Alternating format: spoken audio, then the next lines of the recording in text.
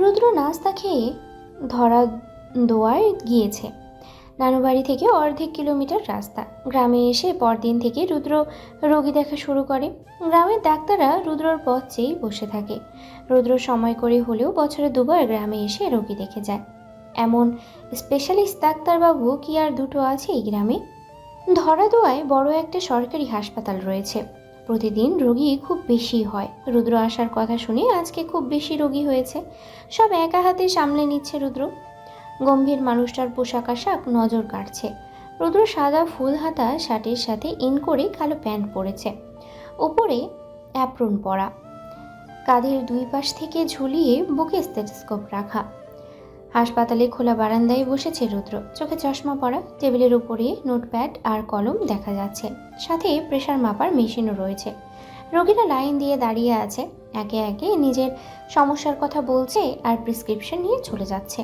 তাদের চোখ দেখে বোঝা যাচ্ছে রুদ্রকে পেয়ে কতটা সন্তুষ্ট। ভালো আছো রুদ্র? রুদ্র মাথা উঁচু করে হালকা একটা হাসি দিল। বেশ ভালো আছি চাচা, আপনি কেমন আছেন? আল্লাহ রাখছে ভালো বাপ। জব্বার গ্রামের এক নামকরা মাতব্বর। বেশ জায়গা জমি আছে গ্রামে। রুদ্রকে তিনি খুব পছন্দ করেন। রুদ্র গ্রামে আসলেই ওর শরণাপন্ন হতেই হয় জব্বরকে। জব্বরের সব সমস্যার কথা শুনে রুদ্র প্রেসক্রিপশনে লিখে দিল। তাকে বুঝিয়ে শুনিয়ে রুদ্র আরও নিষেধাজ্ঞা জারি করলো। মিষ্টি এড়িয়ে চলতে হবে চাচা, আজকাল বেশি মিষ্টি খাচ্ছেন। জব্বার ঘাবড়ে গেল। রুদ্র নিরাশ হবে বলে কিছুটা বানিয়ে বানিয়ে বলেন, না রে বাপ, ওই চাতে একটু 4 চামচ চিনি খাই। রুদ্র কপাল স্লাইড করলো নিজের। একজন ডায়াবেটিসের রোগী যদি প্রতিদিন চায়ে 4 চামচ করে চিনি খেয়ে বলে একটু চিনি খায়, তাহলে রুদ্রের কেমন রিয়াকশন করা উচিত রুদ্র বুঝতে পারছে না। রুদ্র গম্ভীর স্বরে বলল, চাচা, মিষ্টি জিনিস খাওয়া চলবে না, বুঝতে পেরেছে? জব্বার মুখ ছোট করে বলল, বুঝেছি, আর খামো না রুদ্র। বিকেল হতে চলল। রুদ্র এখনো রোগী দেখছে। লাইনে আরও 5 জন রোগী আছে। মানুষটা কিছু না খেয়ে এক নিঃশ্বাসে রোগী দেখে যাচ্ছে। তবে বলা বাহুল্য, সম্পূর্ণ ফ্রিতে সেবা দিচ্ছে রুদ্র। গরিব দুঃখীদের পাশে যদি তারা না দাঁড়ায়, তাহলে দিন শেষে তারা কোথায় যাবে? মানুষের মৌলিক চাহিদা 6টার মধ্যে চিকিৎসা একটি অন্যতম চাহিদা। মানুষ যদি শারীরিক দিক থেকে সুস্থ না থাকে, তাহলে সমাজের সাথে খাপ খাইয়ে চলবে কিভাবে? জীবিকা নির্বাহ করে পরিবার চালাবে কিভাবে? রুদ্র পাশের বোতল থেকে পানি খেলো। 4 নম্বর রোগী এসে রুদ্রের সামনে দাঁড়ালো। নাক টেনে টেনে কান্নার স্বরে বলল, মেয়েটা। কোমরে ব্যথা পেয়েছি। রুদ্র কেমন করে যেন চাইল। চিনি শ্রাবণীর হাত ধরে একটু গুটিয়ে গেল। রুদ্র কঠোর স্বরে চাপা ধমকে বলল, এখানে কি করছো? চিনির স্বর আরেকটু ভেজে উঠল। চিনি ফুপিয়ে উঠে বলল, আমি ব্যথা পেয়েছি। রুদ্র চিনিকে পরখ করল। মেয়েটার জামায় কাদা লেগে আছে, পাজামা নিচ থেকে বেশ খানিকটা ভেজা। রুদ্র উঠে দাঁড়িয়ে দ্রুততায় চিনিকে আগলে ধরল। মেয়েটার পেছনে দাঁড়িয়ে বলল, 4 থেকে পড়ে গেছো? চিনি কথা বলতে পারল না, গলায় কথা বেঁধে যাচ্ছে ব্যথায়। শ্রাবণী ভীত স্বরে বলল, 4 থাইকা পইরা গেছে, হাঁটতেও পারতাছে না। রুদ্র রাগ হলো। মানুষটা যত সম্ভব নিজেকে সংবরণ করলো। চিনিকে একটু কষ্ট করে হাঁটিয়ে নিজের চেয়ারে বসিয়ে দিল। ছোট মেয়েটা ব্যথায় কান্না করছে ক্রমশ। রুদ্র শ্রাবণীকে চিনির পাশে দাঁড় করিয়ে দিল। হাতে কাগজ আর কলম নিয়ে রুদ্র বাকি 3 জন রোগীদের কাছে এগিয়ে গেল। সমস্যা শুনে শুনে মানুষটা প্রেসক্রিপশন লিখে দিল। পরক্ষণেই তারা চলে যাওয়ার পরে রুদ্র চিনির দিকে এগিয়ে এলো। রুদ্র দ্রুত হাতে গলা থেকে স্টেথোস্কোপ খুলে টেবিলের উপরে রেখে দিল। অতঃপর নিজের যাবতীয় সরঞ্জামগুলো টেবিল থেকে গুটিয়ে নিল। সেগুলো ব্রিফকেসে ভরে শ্রাবণীর দিকে বাড়িয়ে দিয়ে রুদ্র বলল, ধরতে পারবে? শ্রাবণী মাথা নাড়ল। পারমু ভাইজান। শ্রাবণী ব্রিফকেসটা হাতে নিল। চিনি ফোলা ফোলা চোখে দেখল। রুদ্র হঠাৎ 2 পা এগিয়ে এসে চিনিকে পাজাকোলা করে তুলে নিল। মেয়েটা ভয় পেয়ে রুদ্রর কাঁধ আঁকড়ে ধরল। রুদ্র সামনের দিকে হাঁটা শুরু করে শ্রাবণীকে বলল, আয়। শ্রাবণী মিটিমিটি হেসে রুদ্রর পিছন পিছন হাঁটছে। চিনি ব্যথায় আর লজ্জায় কুকড়ে উঠছে। এটা কি করলো অসভ্য মানব? কি কি যাচ্ছে তাই অবস্থা। আশেপাশে 2-1 জন মানুষ দেখা যাচ্ছে, যারা ভূত দেখার মতো তাকিয়ে আছে। ওদিকে রুদ্র, তার কোনো ভ্রুক্ষেপ নেই। চিনি চোখ খিচিয়ে বন্ধ করে রুদ্রকে বলল, নামিয়ে দিন, সবাই দেখছে। রুদ্র ধমকে উঠল। একদম চুপ, রোমান্স করছি আমি? রুদ্রের ধারালো কথায় চিনি আর কিছু বলতে পারল না। মেয়েটা কোমরের ব্যথায় কাবু হয়ে উঠেছে। রুদ্র রাস্তায় এসে একটা ভ্যান দাঁড় করালো। শ্রাবণীর সামনে উঠল। রুদ্র চিনিকে নিয়ে পেছনে বসলো। চিনিকে শক্ত করে ধরে বসতে হবে। ব্যথা কতটুকু পেয়েছে রুদ্র না দেখলে বুঝবে না। মেয়েটা যে কোনো সময় অজ্ঞান হয়ে যেতে পারে।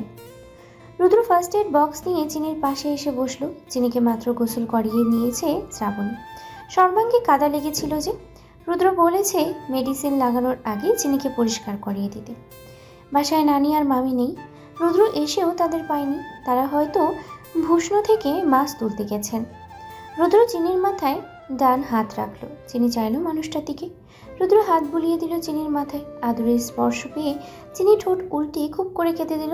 রুদ্র কোমল স্বরে ডাক দিল, চেনি। চিনি আওড়ালো। হুম। রুদ্র অ্যান্টিসেপটিক বের করে বলল, কোমর দেখতে দাও আমায়। চিনি কেঁপে উঠল। এই মানুষটাকে কিভাবে দেখতে দেবে কোমর? চিনি মরে গেলেও দেখতে দেবে না। চিনি দুই পাশ মাথা নাড়িয়ে বুঝিয়ে দিল যে তার লাগবে না। রুদ্র রক্তচক্ষু নিয়ে চাইল। চিনি মুহূর্তেই শান্ত হয়ে গেল।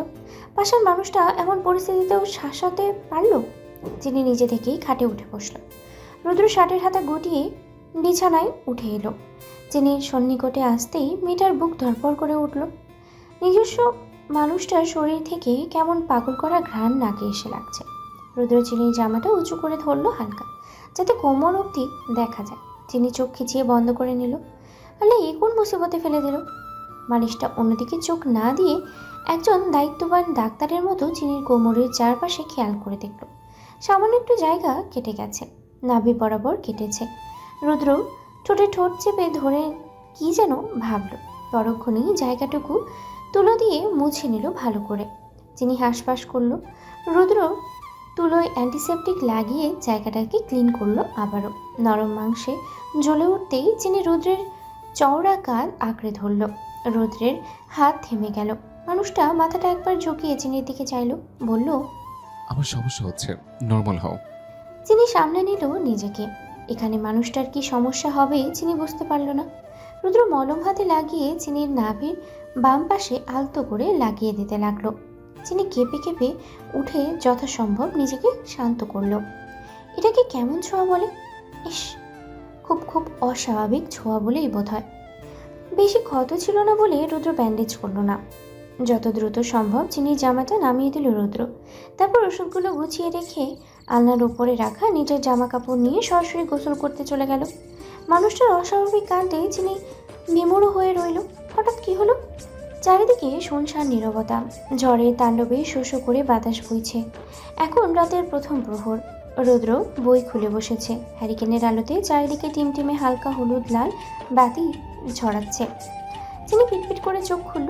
ডান পাশ থেকে বাঁ পাশে ফিরতেই কোমরে হালকা ব্যথা পেল। চোখ খিচিয়ে বন্ধ করে নিল।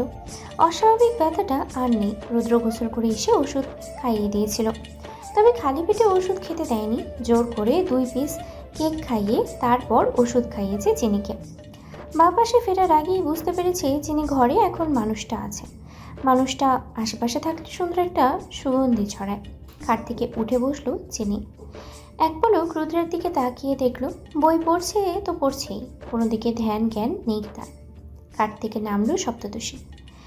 জামা আর ওড়না ঠিক করে নিল। মুখটা চুপসে আছে চিনির। নিজস্ব মানুষটা কেমন পাষাণ। ও যে কোমর ব্যথা নিয়ে খাট থেকে উঠছে একটু তো ধরতে পারে, কিন্তু ধরলো না। অভিমানিনী জায়গা ত্যাগ করবে বলে ঘুরে দাঁড়ালো। ঠিক তখনই শক্তপোক্ত একটা হাত এসে চিনির কাঁধ আঁকড়ে ধরল। চিনি হতভম্ব হয়ে নিচের দিকে দৃষ্টি নিক্ষেপ করলো। মানুষটা এত কাছে আসছে কেন? ওকে ধরতে বলেছে নাকি? চিনি নিজের ভাবনার উপরে নিজেই ধিক্কার ছড়ল। ও বোধ হয় এবার পাগল হয়ে গেছে। একটু আগেই তো চাচ্ছিল রুদ্র এসে একটুখানি ধরুন। যখন ধরল মানুষটা, তখন এমন অদ্ভুত অনুভূতি হচ্ছে কেন? চিনি কি মানুষটার উপরে অধিকার ফলাতে শুরু করেছে? চিনি কি চাইছে মানুষটা তার প্রতি মনোযোগী হোক? চিনি সব জল্পনা কল্পনা দূরে সরিয়ে দিল।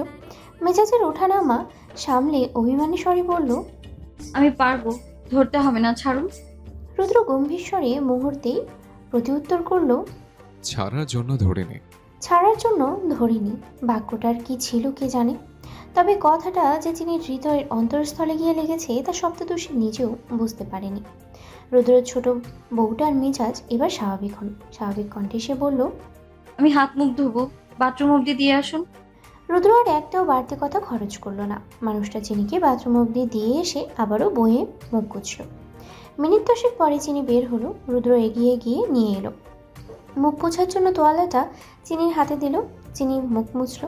রুদ্র মানুষ রূপে যন্ত্র মানবের মতো আবারও বয়ে গিয়ে মুখ গুজে দিল। মানুষটার কি হয়েছে? সে এমন করছে কেন? চিনি বুঝতে পারল না। হঠাৎ চিনির মস্তিষ্কে খেলে গেল মানুষটা তো রেগেছিল তার প্রতি। চিনির চোখে মুখে মুহূর্তেই আধার ঘনিয়ে এলো। কাল রাতের মতো অস্বাভাবিকভাবে আবারও বিদ্যুৎ চমকিয়ে উঠল। হঠাৎ বিদ্যুৎ চমকানোতে চিনি ভয় পেয়ে কেঁপে উঠল। চিনি মুখ দিয়ে কথা বের করতে চাইল, রুদ্রকে ডাকতে চাইল, কিন্তু ডাকার আগেই মানুষটা চিনির পাশে এসে বসল। চিনি হতবাক হয়ে বিমূঢ় হয়ে রইল। রুদ্র কি রেগে নেই নাকি রেগে আছে? চিনির রুদ্রের সাথে কথা বলতে ইচ্ছে করলো। মেয়েটা নির্দ্বিধায় বলেও ফেলল, কথা বলছেন না কেন আমার সাথে? রুদ্র বই থেকে মুখ সরিয়ে ভ্রু কুঁচকে চাইল। চিনি আবারও আওড়ালো, রাগ করেছেন আমার উপর? রুদ্র বিদ্রুপের স্বরে বলল, রাগ? সেটা তো তার উপরে করেছে যাকে নিজের বলে ধরে নেওয়া হয়। তুমি তো আমাকে সে তালিকায় রাখও নিচে নেই। তোমার চোখে আমি স্রেফ একজন নিষ্ঠুর মানুষ। তাহলে প্রশ্নটা আসছে কেন? রুদ্রের কঠোর কথাগুলো শুনে চিনির চোখ ভরে এলো। মেয়েটা দুঃখ ভারাক্রান্ত হৃদয়ে বলল, আমি আমি খুব সরি, আর বলবো না অমন কথা। রুদ্র দ্রুত জবাব দিল। অন্য টপিকে কথা বললে খুশি হব। চিনির চোখ থেকে অশ্রু গড়িয়ে পড়ল। কথার আঘাত বুঝি সত্যিই খুব জঘন্য। চিনি তো অত শত বুঝে কথাগুলো কতকাল বলেনি। চিনি ওই রকমই রাগের মাথায় যা মুখে আসে তাই বলে দেয়। এ সম্পর্কে কি পরিণতি হবে এবার? রাতে খাবার খেতে বসেছে সবাই। বাইরে এখনও অত্যাধিক তাণ্ডব হচ্ছে ঝড়ের। চিনির মন ভালো হয়েছে। রুদ্রের কঠিন কঠিন কথা ভুলতে বসেছে সপ্তদোষী। শ্রাবণীর সাথে কি নিয়ে যেন ফুসুর ফাসুর করছে আর এক লোকমা করে ভাত মুখে নিচ্ছে। রুদ্র থমথমে মুখেই আছে। পাষাণ মানুষটা খাওয়ার সময় কারোর সাথে কথা বলে না, চুপচাপ থাকে। তবে আজকে কি একটু বেশি চুপচাপ বোধ হচ্ছে তাকে, বোধ হয়। চিনি ভীষণ আস্তে আস্তে শ্রাবণীকে বলল, উফ শ্রাবণী, প্রেম কাহিনীর শুরু থেকে শেষ অবধি বলবি, ঠিক আছে? জলদি জলদি খা না বাবা। কথাটা আস্তে বললেও ঠিক রুদ্রের কর্ণকুহর হলো, কিন্তু কোনো প্রতিক্রিয়া দেখালো না যন্ত্রমানব। নানি আর মামি পাশের বাড়ির রহিমাকে নিয়ে আলাপ আলোচনা করছেন। কালকে তার বিয়ে। রহিমার আব্বা হাবিবুর নানির সম্পর্কে চাচাতো ভাইয়ের ছেলে হয়। রহিমাটা খুব সহজ সরল মেয়ে। 24-এর গণ্ডি পেরিয়ে 25-এ পড়েছে। বিয়ে হচ্ছে পাশের গ্রামেই। ছেলে স্কুলের মাস্টার, বয়স 34-এর কঠোর হবে। নানিদের সপরিবারে দাওয়াত দিয়েছে গতকাল। খাওয়া শেষ হলো রুদ্রের। রুদ্র হাত মুছে খানিকটা পানি খেলো। নানি আর মামিকে জিজ্ঞেস করলো বিয়ের ব্যাপারে। কাল বিয়ে? নানি একগাল হাসি দিয়ে বলল, হয় নানু ভাই, আমাগো সবার যাইতে হইব। রুদ্র রোগীদের কথা চিন্তা করলো। কাল বিয়ের জন্য বাড়িতে থাকলে ভীষণ অসুবিধে হয়ে যাবে। কত শত রোগী এখনো রুদ্রের পথ চেয়ে আছে, সে কথা রুদ্র ছাড়া আর কেউ বুঝবে না। রুদ্র কপাল সাইড করলো 2 আঙ্গুল দিয়ে। রহিমার বিয়েতে যাওয়াও অত্যাবশ্যক। হাবিবুর মামা রুদ্রকে ছোট থেকে যথেষ্ট স্নেহ করেন। তার মেয়ের বিয়েতে যদি রুদ্র উপস্থিত থেকেও উপস্থিত না হয়, তবে বড় ধরনের মনোমালিন্য হওয়ার শতভাগ সম্ভাবনা রয়েছে। রুদ্র গম্ভীর চিন্তা ভাবনা করল। দুটোকেই খুব ভালোভাবে সামলে নিতে পারবে বলে বুঝল রুদ্র। মানুষটা নানিকে বলল, যাব। এর মাঝে মামি বলল, আব্বা, কাল যাইবা না রোগী দেখতে? রোগী দেখিয়ে এসে বিয়েতে অ্যাটেন্ড করব, চিন্তা করবেন না। আচ্ছা। চিনি রুদ্রের কথা শুনে ভাত খাওয়া থামিয়ে ড্যাব ড্যাব করে তাকিয়ে আছে মানুষটার দিকে। এত সুন্দর কিভাবে কথা বলে এই মানুষ? চিনি রুদ্রের প্রতি দিনকে দিন যে আকর্ষিত হচ্ছে, এটা কি বুঝতে পারছে ও? চিনি কি ভেবে যেন হালকা হেসে দিল। শ্রাবণী চিনিকে লক্ষ্য করে আস্তে আস্তেই শুধালো, বোন, চোখ নামা কইয়া দিলাম, আমার ভাইডার নজর লাগবো। অসভ্য সেরি। চিনি অবচেতন মনে মুহূর্তেই উত্তর করলো, ধ্যাৎ, উনি স্বামী হন আমার, নজর লাগবে না তো। কাম সারছে, প্রেমে পড়ছো? চিনি কটমট করে শ্রাবণীর দিকে তাকিয়ে রাগী সুরে বলল, এই কি কাম সারবে? মোটেও কাম সারেনি, আমি মোটেও প্রেমে পড়িনি। চিনি উত্তেজিত হয়ে কথাটা খুব জোরেই বলে ফেলেছে। এমনিতেই তো সুভাষিনীর অভ্যেস আছে মাঝে মধ্যেই উত্তেজিত হয়ে সামান্য একটু জোরেই কথা বলে ফেলা। চিনির এমন উদ্ভট কথা শুনে রুদ্র ভ্রুযুগল উঁচু করে চিনির পানে চেয়ে পড়ল। চিনির সাথে মুহূর্তে চোখাচোখি হয়ে গেল মানুষটার। এই এক জ্বালা, মানুষটা তাকালেই চিনির সাথে চোখাচোখি হয়। এটা কার দোষ? চিনি মনে মনে ভাবলো এটা রুদ্র নামক নিষ্ঠুর স্বামীটার দোষ। কিন্তু দোষটা কার সেটা সবাই ভালোই বুঝবে। চিনি ঢোক গিলে শেষের ভাতের লোকমা মুখে পড়ে নিল। রুদ্রের চোখ দেখতে মনে হচ্ছে চোখ থেকে এই বুঝি বিদ্যুৎ চমকাবে। রুদ্র দৃষ্টি সরিয়ে নিল। শ্রাবণী মিটিমিটি হেসে চিনির কর্ণকুহরে গিয়ে বলল, সারাদিন শুধু তাকাইয়া থাকোস। চিনি ঠোঁট উল্টিয়ে করুণ চোখে তাকালো রুদ্রর দিকে। পরক্ষণেই শ্রাবণীর দিকে তাকিয়ে তাদের দাঁত চিপে চাপা স্বরে বলল, তোর মনস্টার মশাই অন্য মেয়ে নিয়ে ভেগে যাবে, মিলিয়ে নিস।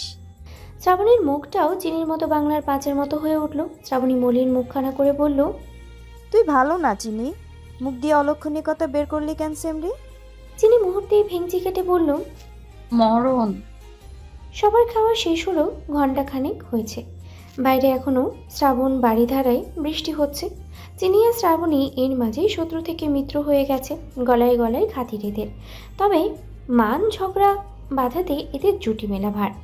চিনি ঠিক করেছে আজকে শ্রাবণীর সাথে ঘুমাবে। শ্রাবণীর প্রেম কাহিনী শুনতে হবে না বুঝি? শ্রাবণী কথা থামিয়ে আম্মাকে বলল, আম্মা, চিনি আইজি রাইতে আমার সাথে থাকুক। মামি পান বানিয়ে নানির হাতেই দিচ্ছিলেন। শ্রাবণীর কথা শুনে হাতটা থেমে গেল তার। নানিও হতাশ চোখে চাইল গুণবতী নাতনির দিকে। আর রুদ্র মানুষটা চায়ে চুমুক দিয়ে দৃষ্টি ফেলল চিনি আর শ্রাবণের দিকে। মামি শাসানো গলায় বলল, এইটা কেমন কথা শ্রাবণী? রুদ্ররে একা রাইখা কেন তোর কাছে থাকবো বউ? তুই বড় হবি না? শ্রাবণীর মুখটা শুকিয়ে একটুখানি হয়ে গেল, সাথে চিনিরও। রুদ্র নীরব দর্শকের মতো ভূমিকা পালন করলো। নানি বলল, দাতুবাহী গল্প সকালে কইর। চিনি পরাণের বান্ধবীর অপমান সহ্য করলো না। মেয়েটা মেয়েলি সুরে বলল, শ্রাবণী কোনো দোষ নেই তো, সত্যি আমি ওকে এমনটা বলতে বলেছিলাম। ওকে ঝগড়া করছে কেন তোমরা? আর আমি থাকবো না ওর সাথে, হয়েছে?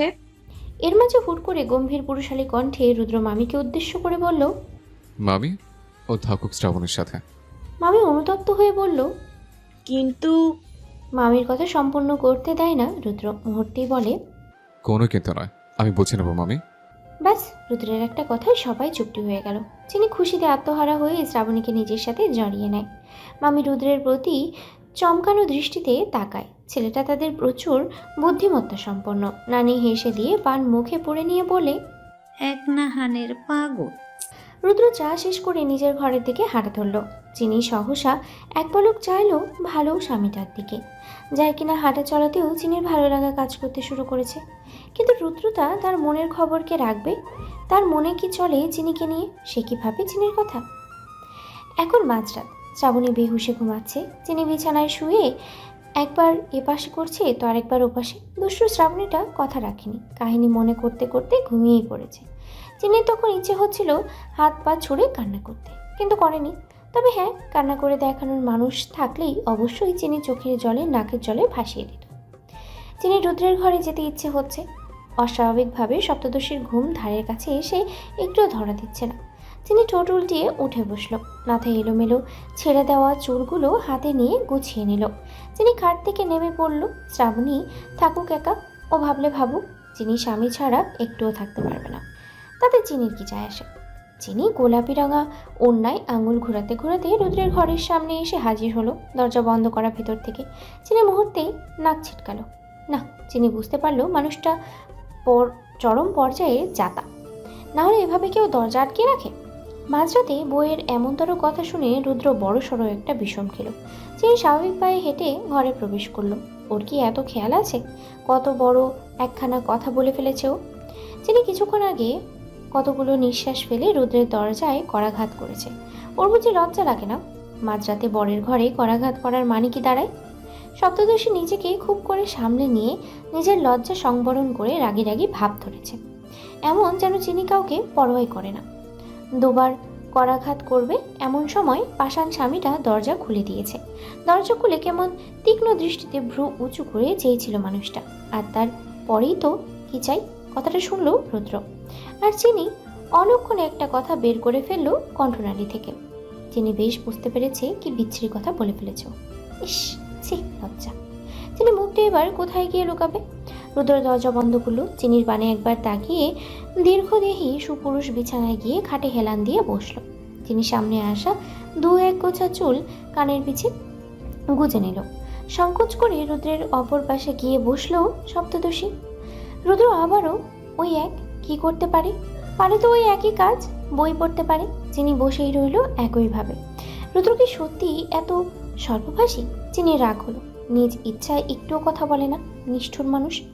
একটু কিছুক্ষণ সময় গড়ালো। চিনি ঠোঁট ফুলিয়ে বলল রুদ্রকে, সারাদিন এত কি পড়েন? রুদ্র মুহূর্তেই গম্ভীর পুরুষালী কণ্ঠে বলল, অ্যান্টি আফ্রোডিসিয়াক ডাউন রেগুলেশন কিভাবে সাকসেসফুল করা যায়? চিনি বুঝতে পারলো না এত কঠিন কথার মানে ও বুঝবে কিভাবে। ও কি ওর বরের মতো ডাক্তার নাকি? চিনি কোমল কণ্ঠে বলল, একটু বুঝিয়ে বলুন। পাষাণ মানুষটা হঠাৎ বইটা খাটের উপরে ছুঁড়ে ফেলে দিল। কেমন নির্লজ্জের মতো নেশালো দৃষ্টিতে চিনির দিকে তাকিয়ে রইল। চিনি রুদ্রের এমন তর নেশা ধরানো দৃষ্টির সামনে না টিকে থাকতে পেরে খাট থেকে নেমে যেতে চাইল। অমনি রুদ্রটা নির্লজ্জের চরম পর্যায়ে পৌঁছে যে চিনির হাত দুটো পেছন থেকে আঁকড়ে ধরল। চিনি ব্যথায় চোখ বুঝে নিল। রুদ্র গম্ভীর নিঃশ্বাস ফেলে চিনির কানের কাছে মুখ নিয়ে ফিসফিস করে বলল, আগে বড় হও, বুঝিয়ে দেব। চিনি স্তব্ধ হয়ে রইল। কি হচ্ছে? রুদ্র ছেড়ে দিল চিনিকে। মুহূর্তেই নির্লজ্জ পুরুষটা সুপুরুষে রূপান্তর হয়ে আবার বই পড়ায় মনোযোগ দিল। চিনি বুক ধূপপুগানি নিয়ে এখানে আর স্তম্ভিত হয়ে দাঁড়াতে পারল না। সপ্তদশীর এমন মনে হচ্ছে এখানে দাঁড়িয়ে থাকলে রুদ্র অবশ্যই ওর বুকের ধূপপুগানি টের পেয়ে যাবে।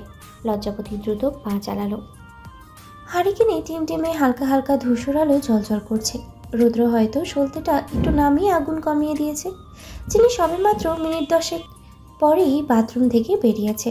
লজ্জাতে অযথা লজ্জাবতী এতটা সময় বাথরুমে পার করে এসেছে। এদিকে রুদ্র চাঙ্গা আছে, মানুষটা শুয়ে পড়েছে, হয়তো ক্লান্ত। চিনিমা টিপে টিপে হেঁটে এলো, যেন একটু শব্দ না হয়। রুদ্র নামক যাতা বরের একটু ঘুমটান যেন না ভেঙে যায়। সপ্তদশী কোমর সমান হালকা লাল কালো মিশিয়ে চুলগুলো আলগা করে দিল। বাঁধা চুলে কখনো ঘুমাতে পারে না চিনি। চিনি বিছানায় উঠতে গিয়ে একটু থেমে ভাবল, আজই তো বোধহয় প্রথম মানুষটার সাথে বিছানায় ভাগাভাগি করবে। ও যদি রুদ্রের গায়ে পা উঠিয়ে দেয়, যদিও হাত দিয়ে রুদ্রের শক্তপোক্ত বাহু আঁকড়ে ধরার সাহস করে। হাজারটা ভাবনা চিন্তায় চিনির মাথা খারাপ হচ্ছে। লজ্জাবতী লজ্জা ভুলে গিয়ে এখন ভাবনার দার্শনিক হয়ে বসে আছে।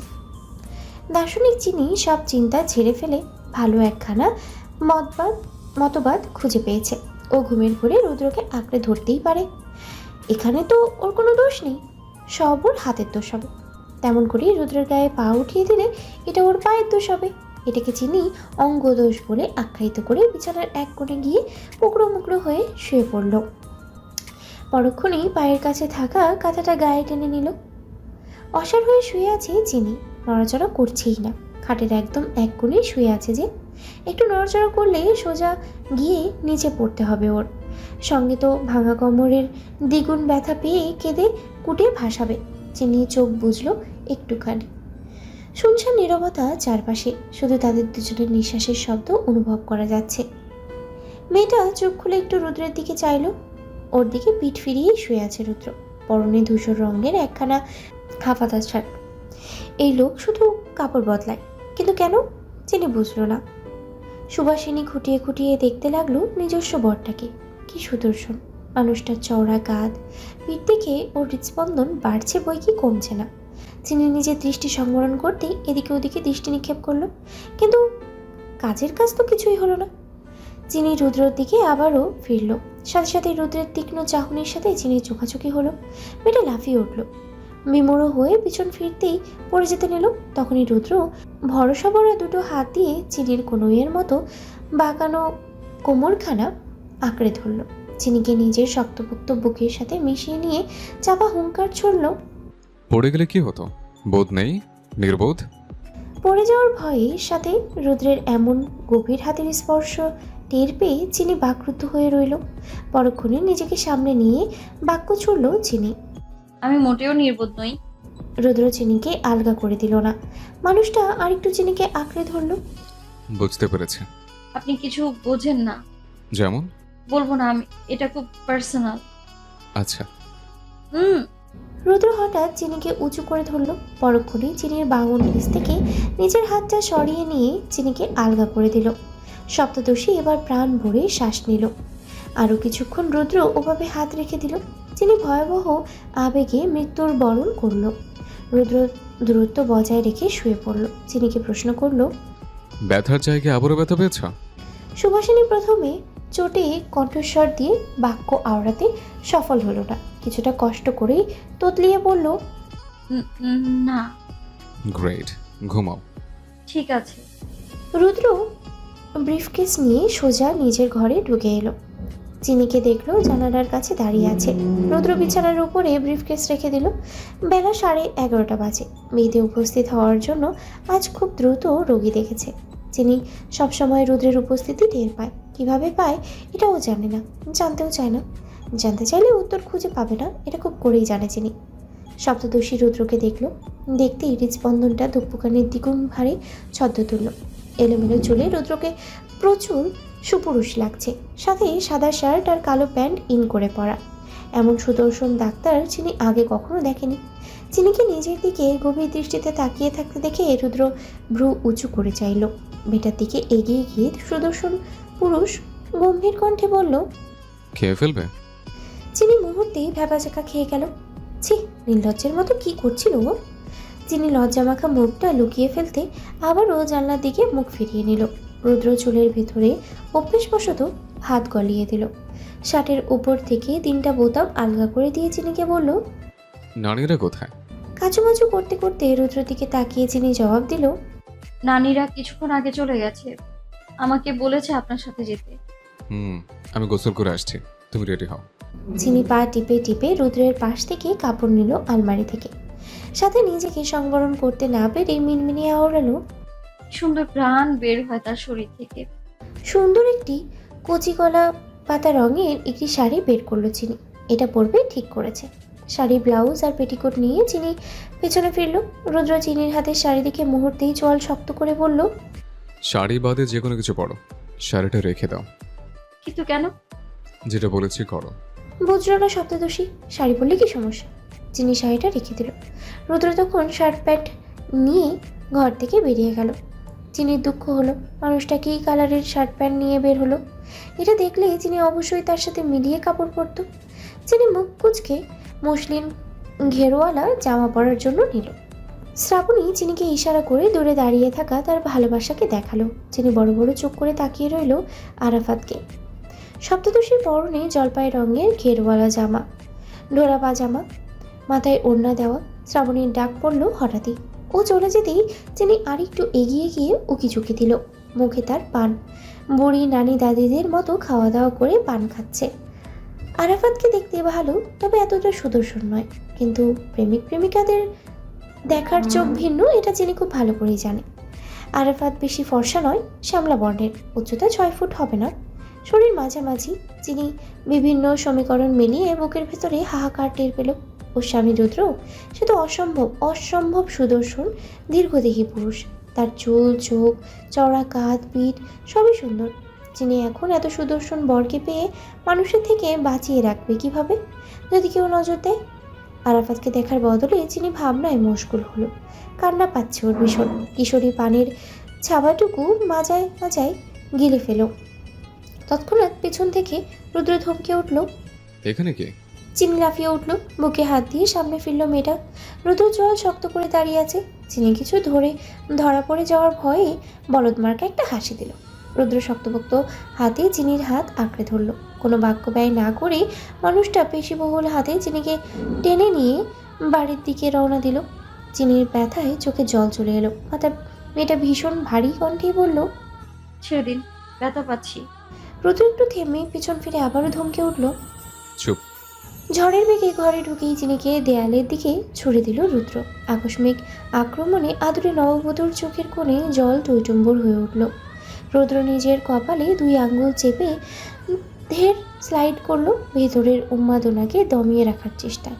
চিনি 2 হাত দিয়ে চোখ মুছল, সাথে খানিকটা ফুপিয়ে ফুপিয়ে কাদার শব্দ কণ্ঠনালী থেকে বের হয়ে এলো। পাষাণ মানুষটা বুক চিরে একটা দীর্ঘশ্বাস ফেলে চিনির দিকে গভীর দৃষ্টিতে তাকিয়ে রইল। মানুষটার চাউনিতে এতক্ষণে তীব্রতা ছিল যে চিনি শিউরে উঠল। মুহূর্তের ব্যবধানে রুদ্র এগিয়ে এসে চিনিকে দরজার কাঠের সাথে পিষে ধরল। পাষাণ স্বামীর অস্বাভাবিক রুক্ষ কর্মকাণ্ডে চিনির ভেতরের কিশোরী মনটা ভয়ে কুঁকড়ে গেল। রুদ্র অত্যন্ত নিপুণভাবে চিনির 2 নরম হাত দরজায় শক্ত কাঠের সাথে চেপে ধরল। চিনি আর নিজেকে ধরে রাখতে পারল না। মেয়েটা কান্না মেশানো কণ্ঠে অস্ফুট স্বরেই ফুপিয়ে শুধালো, আমি কি করেছি?